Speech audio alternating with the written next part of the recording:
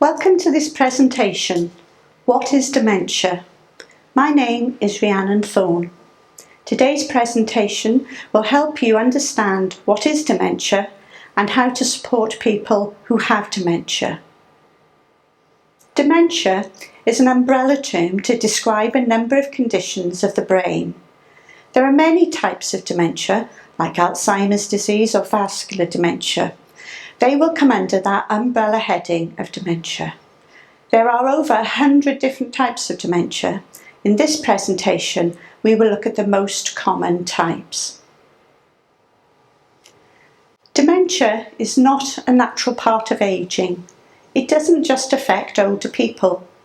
We all forget a name or a face or where we've parked the car, especially as we get older.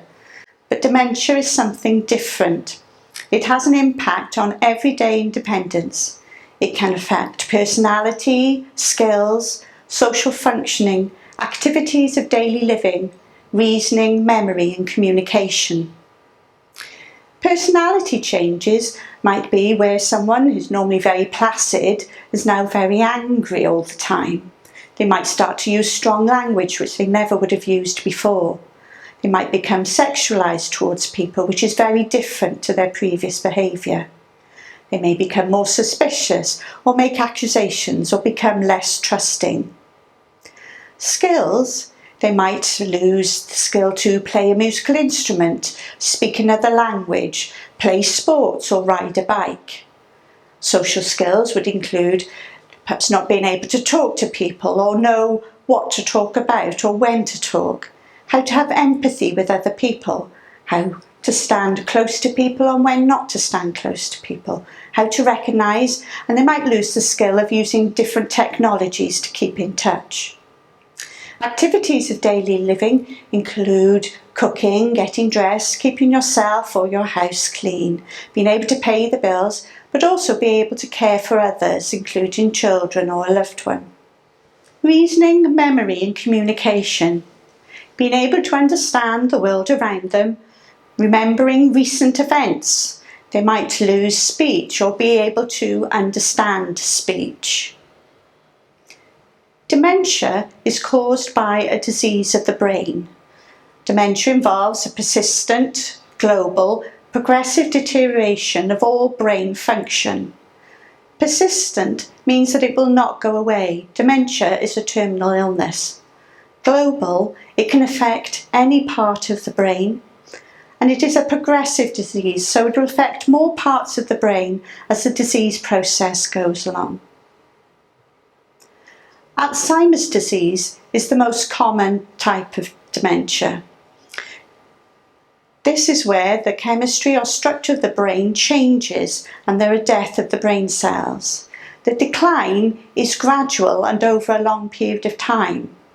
Very often people are unaware that they have Alzheimer's disease until the disease has progressed further. Vascular dementia. This is where people will have a series of small strokes and the oxygen supply to the brain will fail. This means that this part of the brain will die off.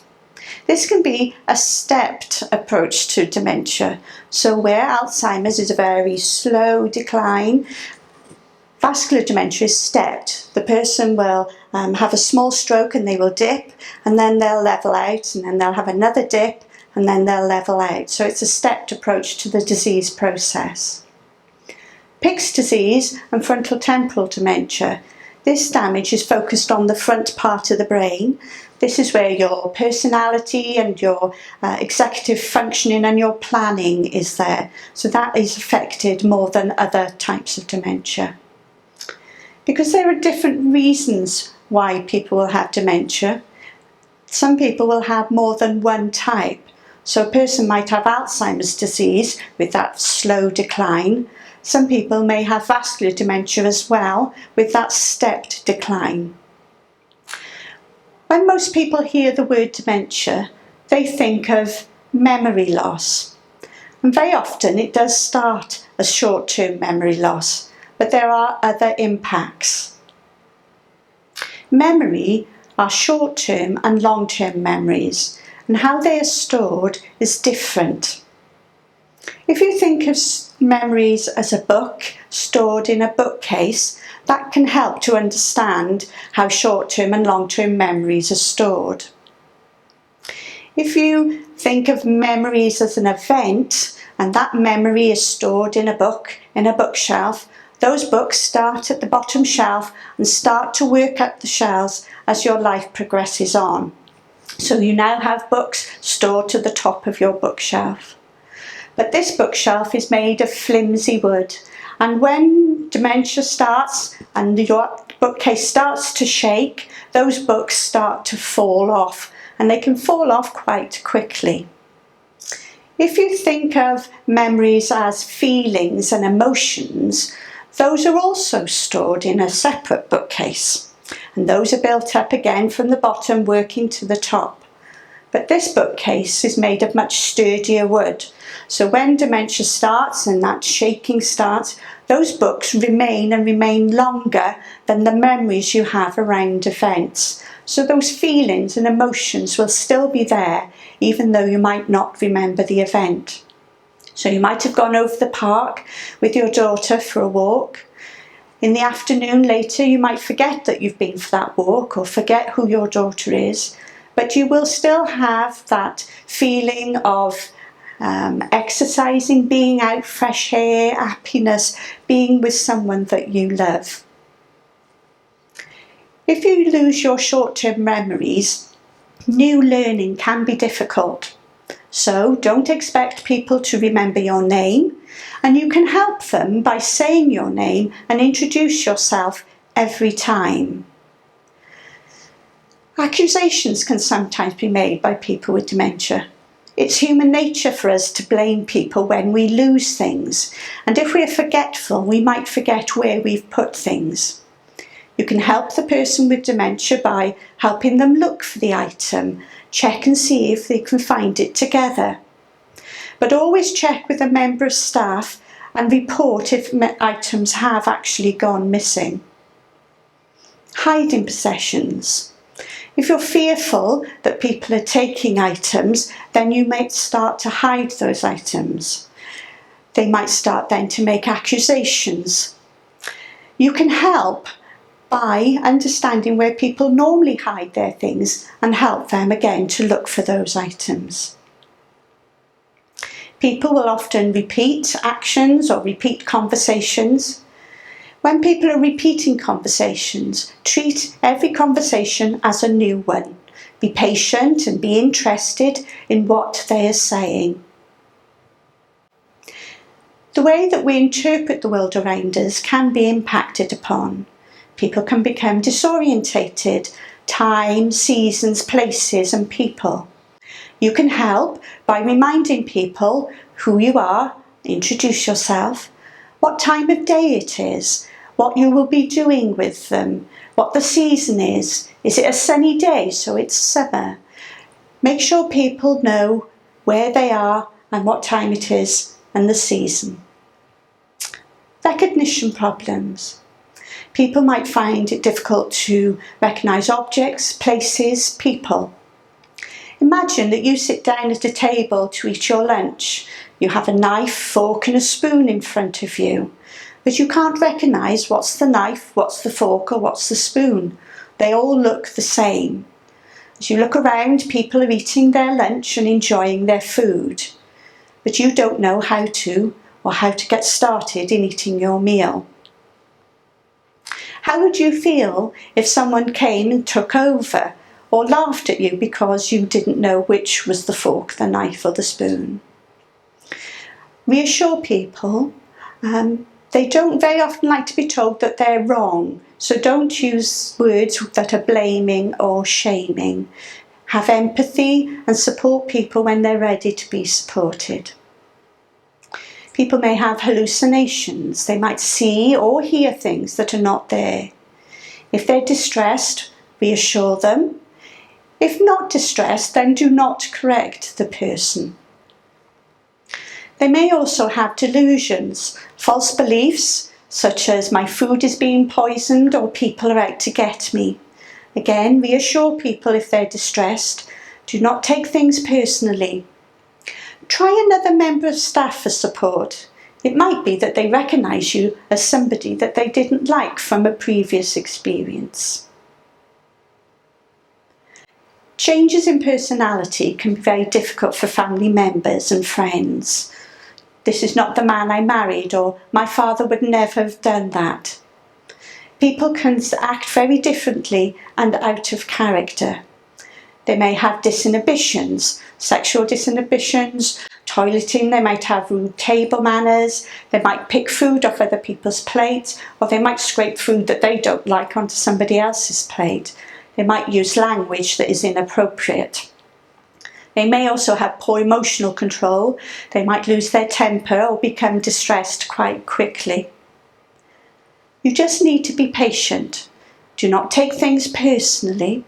The person with dementia does not have control over the behaviours or actions. They're managing as best as they can as the disease progresses. Try not to show shock or disgust. And if you have concerns over behaviours, especially sexual behaviours, discuss this with an experienced member of staff. They will be able to support you. People with dementia can also have problems with planning and organisational problems. Imagine the planning of trying to cook a simple meal, what foods go together, when to start cooking, what times, how you can cook, what foods you like, what foods other people like. This all takes a lot of planning. For example, try crossing your arms. Now cross your arms the other way. It feels really uncomfortable. It feels very strange. It's something that you know how to do, but it just doesn't quite feel right. For people in the early stages of dementia, they might feel uncomfortable. They might be able to still do things, but it might not feel quite right. They might have problems with coordination, such as dressing and walking, fine motor control, such as doing buttons up. Communication. Introduce yourself. Make sure that the person is listening to you before you start communicating. Minimise distractions, such as noise and other things that are going on. Use clear language. You might want to reinforce with an object, so show a teacup when you're offering a drink. People with dementia often have language problems. They struggle to find the right word, or they might use the wrong word, or they might get words jumbled up in the sentence. Again, you need to listen carefully and try to understand the emotions or feelings behind the communication. Lastly, people might have difficulty with calculation, difficulty with understanding money, amounts, and also being able to tell the time and the time of day. It's important to know that people with dementia can lead an active and purposeful life and can carry on doing the things that are important to them. Things that can help with the symptoms of dementia include cognitive stimulation, which might include doing puzzles, discussing current affairs, reading a magazine or reading a book. Life story work, sharing memories and experience. The person might already have a life story book, or they might have photographs or items in their bedroom that reflects their past life or interests. It's important that people keep as active as possible as well, physically, so getting up and moving around, joining in games and activities. Mentally active, we said, reading puzzles, reading the newspaper. And socially active, so being able to communicate and join in with groups. This can boost memory, can boost self-esteem and help avoid isolation and depression. There is more to a person than dementia. There are some key points to person-centred care when supporting people with dementia. Treating the person with dignity and respect. Do not make fun or ridicule their behaviours. Understand their history, their lifestyle, culture and preferences, including their likes, dislikes, hobbies and interests. They might have had an interesting career or hobby. My grandfather was a speed skater. He would keep his speed skates in the bedroom, so people in the residential home would ask him questions of why they were there. He was always very proud of his skills. Providing people with opportunities to have conversations and relationships with other people is also very important. Ensure that the person has an opportunity to try new things.